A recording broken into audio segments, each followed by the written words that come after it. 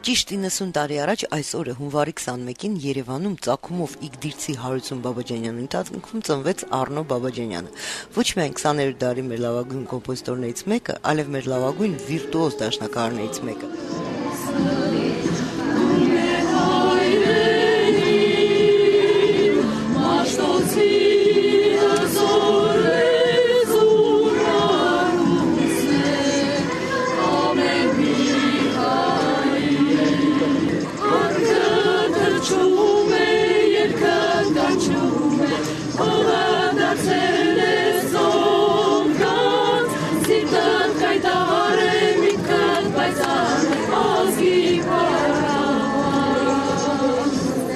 Բացառիկ լսողության եւ կատարողական արվեստի տեր-կոմպոզիտորը ստեղծագործել է տարբեր ժանրերում՝ սիմֆոնիկ, կամերային եւ էստրադային, անգամ մեկ ռաբիս երգի մշակում ունի։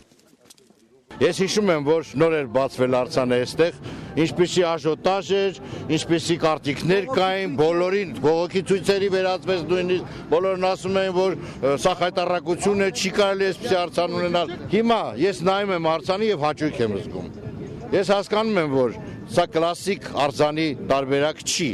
բայց չէր կարող Առնո Բաբաջյանը լինել Ավետիք Իսահակյանի արձանի նման արձան։ Պահն է գտնված, ինքն է, Առնո Բաբաջանյանն է։ Այսօր նրա ծննդյան տարեդարձն է եւ այսօր խոց բազմությունը հավաքվել է, որպեսզի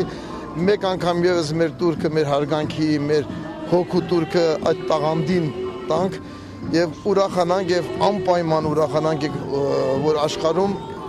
հայ մեծ արվեստագետ ծնվեց հայի արգանդից։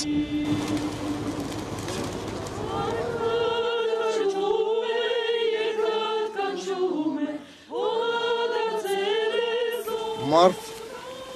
որը հաղթեց մահվան, մարդ, որը իր ամբողջ ապրած կյանքով հաստատեց, որ նա հայ է։ Մեր զարմանահրաշ